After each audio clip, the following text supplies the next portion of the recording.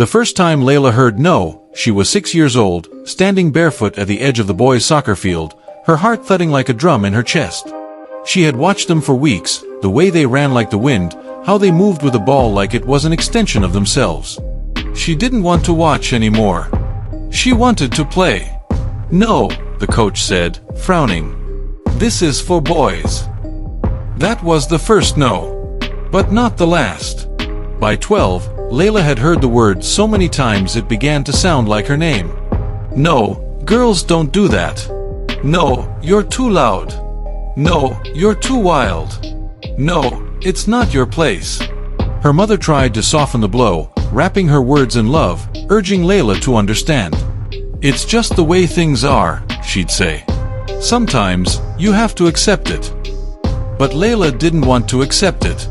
She wanted to rewrite it. She was born in a neighborhood where expectations were laid out like stone paths. Most girls followed them without question. School until 18, then marriage, then children. Layla's house was small, her father tired, her mother constantly busy. Dreams weren't encouraged, survival was.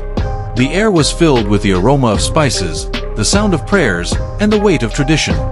Still, Layla dreamed. She dreamt of standing on stages. She wanted to become a lawyer, to fight for people who, like her, had been told they couldn't. Every time someone said no, it stoked a quiet fire in her chest. She began to collect rejections like battle scars, not proudly, but stubbornly. One day, she'd whisper to herself, "I'll turn all these no's into a yes."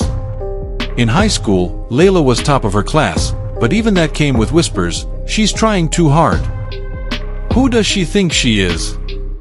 No boy will marry a girl who talks so much." The words stung, but she used them as fuel.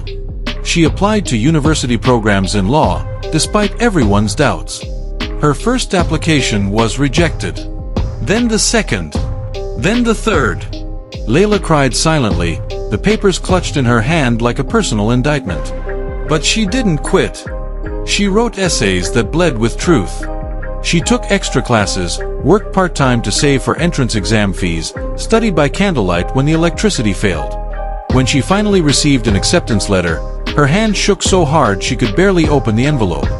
She ran to her mother, laughing and crying all at once. But life wasn't done saying no. Her father, usually quiet, turned red with fury. "You'll live alone in another city," he shouted. "Have you lost your mind? We didn't raise you to become this." Her mother cried. "We can't afford it." It would have been easier to give up. It would have been easier to say, "Okay, I'll stay." But Layla had lived a life built around other people's expectations. This was her one shot to build a life of her own. She begged. She bargained. She worked even harder, 2 jobs, weekends, tutoring. She sold her childhood jewelry. A distant uncle agreed to help with the first semester. Her father didn't speak to her when she left. University was another battlefield. Everyone seemed to know more. Speak more fluently. Dress more confidently. Layla felt like a fraud in a room of polished certainty.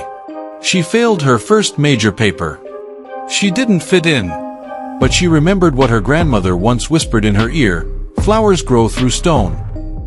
She got tutoring. She asked for help. She read through nights and sat in lectures with eyes burning from lack of sleep. She learned to debate, to argue, to speak with a voice steady and clear. And soon, professors began to notice. Then classmates. In her final year, she was selected to represent her university at a national legal competition. Standing behind a podium, dressed in a suit borrowed from a friend, Layla felt the weight of every no she'd ever been handed. But when she spoke, the room went still. She was no longer the girl from a neighborhood of closed doors. She was a force of will, of earned knowledge, of relentless hope. She won the competition. And then the internship. And then a full scholarship for a master's degree overseas. Years later, Layla stood on the steps of a courthouse, not as a student, not as someone seeking permission, but as an attorney.